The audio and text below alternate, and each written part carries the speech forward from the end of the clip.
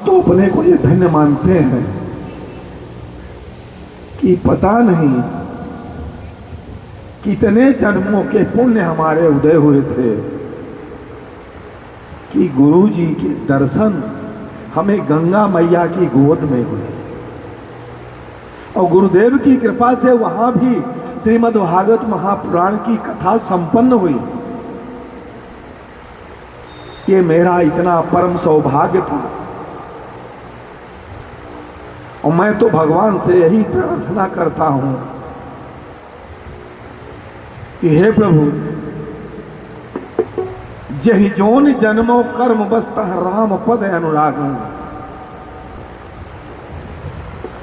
हे प्रभु, अपने कर्मानुसार हमें जिस जोन में यह शरीर प्राप्त हो, लेकिन जहां भी हम रहें तो केवल और केवल भगवान के गुणगानों का ही हमारे मुख से उच्चारण हो। हम प्रभु से यही मांगते हैं। माता कौशल्या की गोद में भगवान खेल रहे हैं और भगवान भोलेनाथ कागभूषण जी को लेकर अयोध्या के ऊपर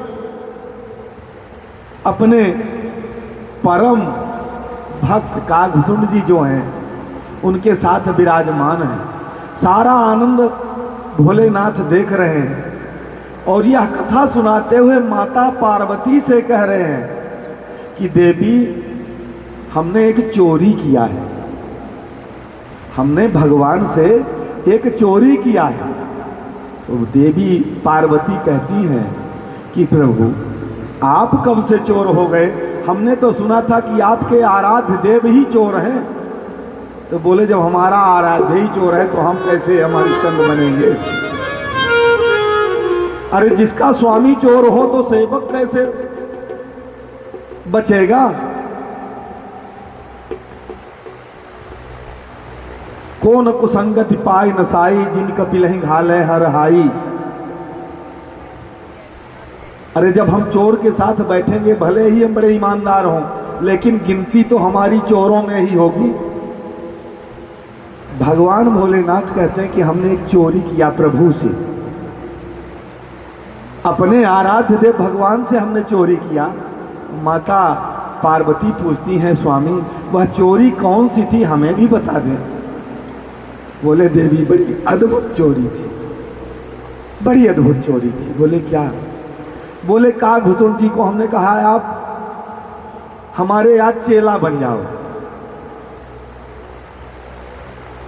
और हम बन गए गुरु बाबा।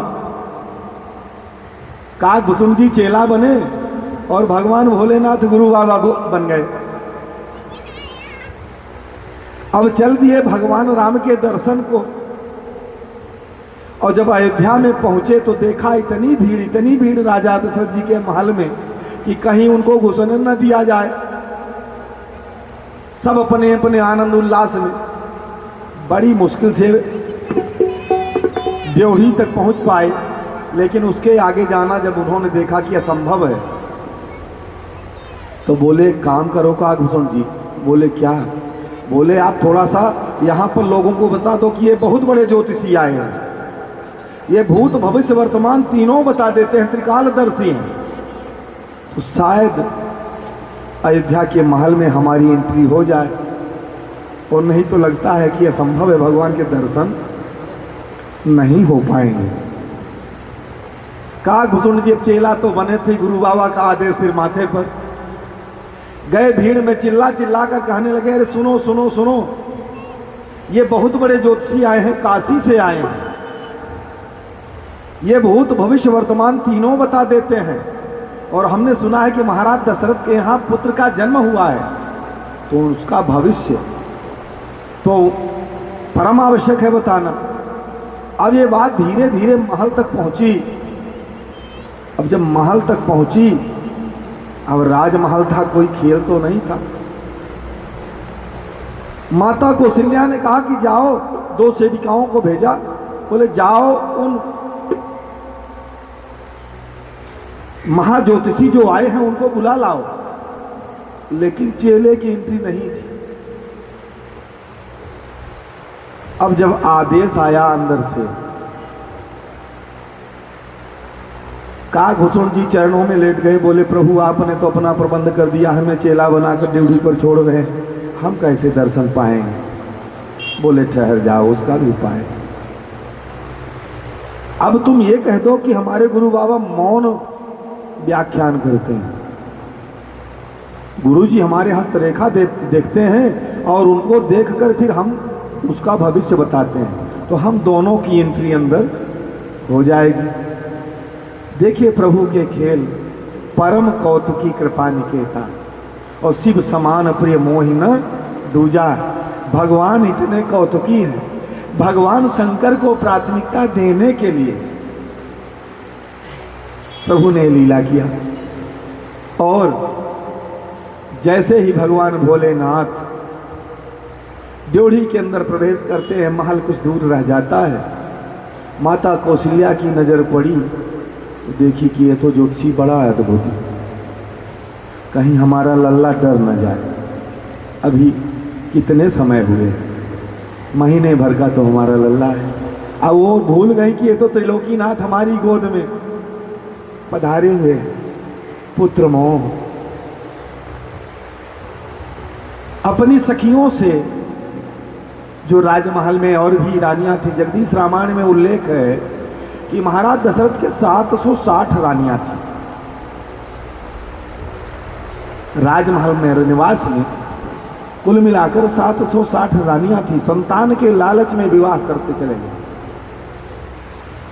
लेकिन होई सोई जो राम रचित राखा। भगवान की व्यवस्था तो कुछ और थी। 3 पट रानियां थी और 760 उप रानियां थी। माता कौशल्या सबको बुला लेती है और भगवान भोलेनाथ को देखकर कहने लगती हैं, देखो री सखी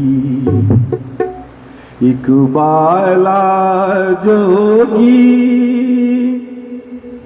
द्वारे हमारे आयो री। देखो री सखी एक बाला जोगी, द्वारे हमारे आयो री। देखो री सखी एक बाला जोगी, द्वारे हमारे आयो री। देखो रे आया री, द्वारे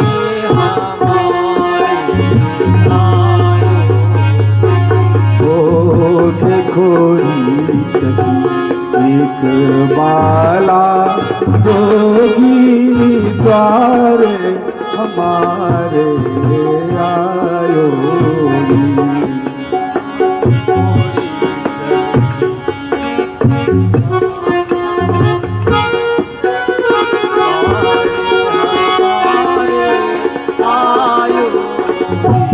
और भगवान शंकर को देखकर उनका स्वरूप वर्णन करते हैं। माथे वाके तिलक चंद्रमा, माथे वाके तिलक चंद्रमा, माथे वाके तिलक चंद्रमा, माथे वाके तिलक चंद्रमा, माथे वाके तिलक चंद्रमा। शेष नाग लपटायो, शेष नाग लपटायो रे। देखो री सखी एक बाला जोगी, द्वारे हमारे आयो री। देखो रे सखी एक बाला रे, द्वारे हमारे आयो री। ओ देखो गोरी सखी एक बाला जोगी द्वारे हमारे आयो री। देखो रे सखी एक बाला जोगी द्वारे माता कौशल्या से आयो। भगवान भोलेनाथ प्रार्थना कर रहे हैं क्या? ना चाहिए तेरो हीरा मोती, ना चाहिए तेरो हीरा मोती, ना चाहिए तेरो हीरा मोती, ना चाहिए हम हीरा मोती, ना चाहिए तेरी मायोरी, ना चाहिए तेरी मायोरी। ओ ना चाहिए तेरो हीरा मोती, ना चाहिए तेरो हीरा मोती, ना चाहिए तेरो हीरा मोती, ना चाहिए तेरो हीरा मोती, ना चाहिए तेरी मायोरी, ना चाहिए तेरी मायोरी। अब चाहिए क्या भगवान को?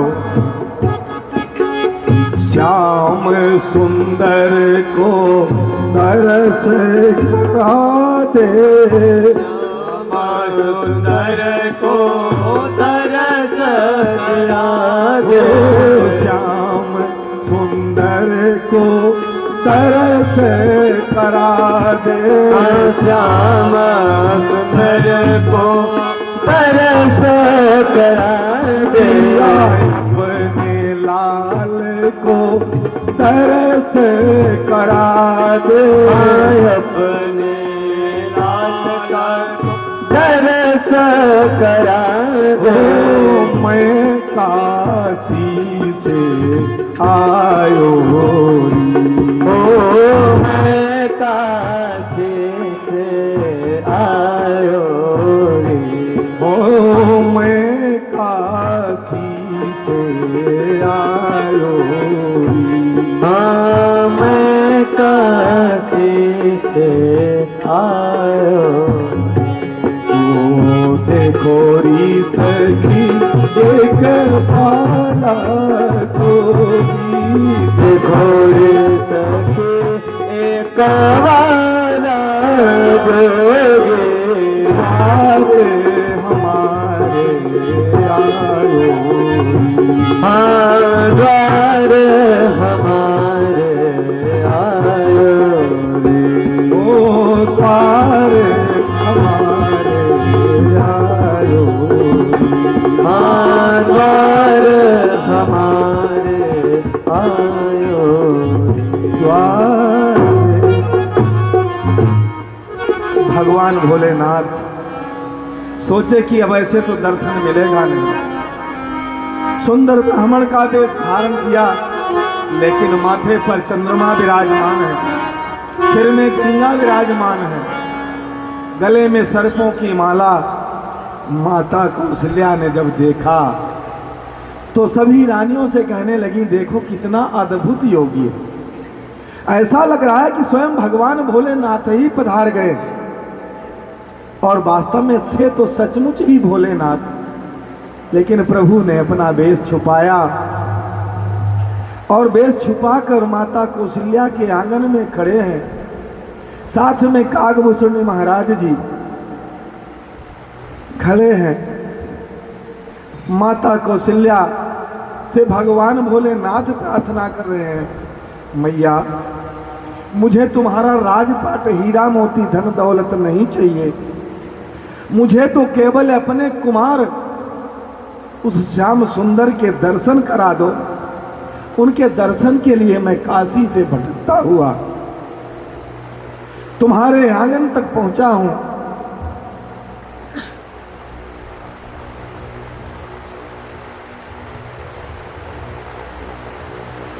इस प्रकार भगवान भोलेनाथ की प्रार्थना सुनकर मैया कहती हैं कि देखो मुनिवर, आप भले ही ब्राह्मण हैं, संत हैं, लेकिन मेरा लल्ला अभी बहुत छोटा है। मेरा लल्ला अभी बहुत छोटा है, कहीं आपको देखकर डर ना जाए, मुझे ये डर लग रहा है। और भगवान राम तो मायापति थे, वो भी भगवान भोलेनाथ के दर्शन के लिए लालायित हो रहे थे, किस तरह कितना जल्दी हमें दर्शन मिल जाए। भगवान अंदर से जोर जोर से रो रहे हैं, इतना जोर से रो रहे भगवान। माता कौशल्या ने सोचा कि अभी तक तो लल्ला शांत था और ये रो क्यों ना। अब भगवान भोलेनाथ बाहर खड़े खड़े प्रभु को धन्यवाद दे रहे हैं कि हे प्रभु, धन्य हो आपकी लीला। आपके कितने रूप हमने देखे थे, लेकिन यह बाल लीला का चरित्र पहली बार दर्शन करने को मिल रहा है। और गदगद हो जाते हैं प्रभु भोलेनाथ, जैसे प्रभु का स्वरूप देखा। और भगवान जैसे भोलेनाथ की तरफ देखे तो प्रभु मुस्कुरा देते हैं। भोलेनाथ जी को देखकर प्रभु मुस्कुराने लगते हैं। भोलेनाथ धन्य हो गए उनकी मुस्कान देखकर।